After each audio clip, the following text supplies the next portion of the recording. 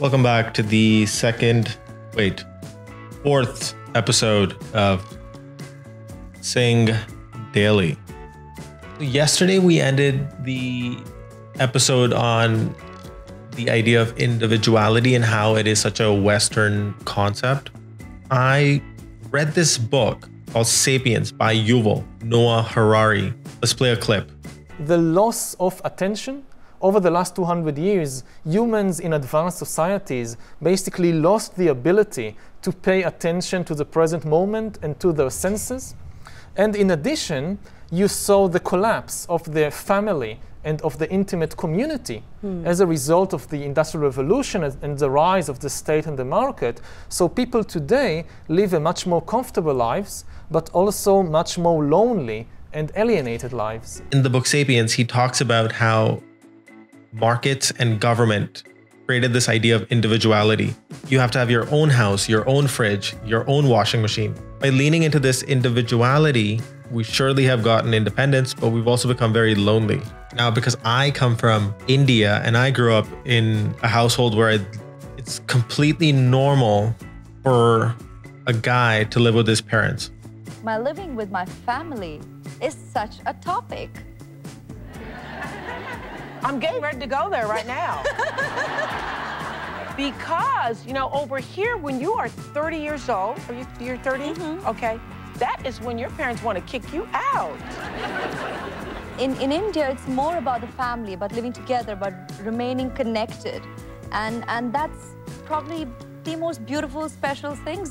And then, in fact, it's quite normal to even live with extended families. So you would have the grandparents, the grandkids all living in the same house. And because I grew up in that environment where, where families live together, I think of it as a very normal thing. In fact, Italians and South Americans have a very similar family-oriented culture. And living...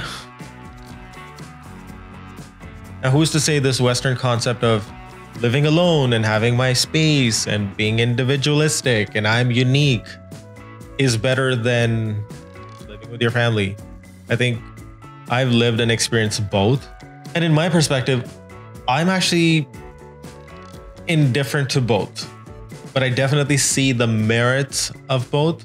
I mean, once you start living on your own, you start to you begin to take a lot of things for granted. The fact that when you live with someone, be it your parents or your partner, there's always this expectation of, and you have to always be kind of like explaining, versus when you live alone, you just basically do whatever you want to do. I would say it's definitely complicated. It's like, it's almost like when you're single, you think about what it would be like to be in a relationship with someone.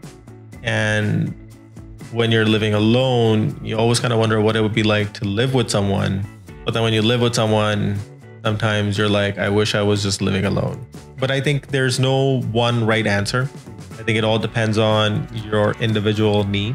Depends on what works for you. Both formats are successful or not so successful. One thing I definitely miss about living in India was the fact that my friends would just show up to my house. Nobody would call me or text me before showing up at my door. And I never ever viewed that as a negative. But once I moved to North America, that's considered like such a big no-no. Oh, you didn't text me before showing up to my door? Oh, you didn't call me? You didn't email me? You need an appointment to go hang out with your family or friends. Whereas in India, your friends would just show up and be like, okay, I'm outside your door. Your family and friends would just be a part of your life without asking for permission. By the way, do you live with your parents? Is that true? Yes. And is that common in India for older children to live with their parents? It's fine to live with your parents because it's also common in India that we don't have to take appointments with our parents to meet for dinner. So. Oh. In fact, I remember my sister and I were joking about this, which is that in the Western world, if someone says, I don't want to talk about it, you don't pester them. You don't pry further. You kind of stop. You take that as a social cue and sign to ease off and not go down that path. Whereas in India, if you say, I don't want to talk about it, your friends and family's immediate reaction is, why don't you want to talk about it? We should definitely talk about it. No, we want to know everything. And of course, I mean, both of these cultures and both of these approaches have their own place.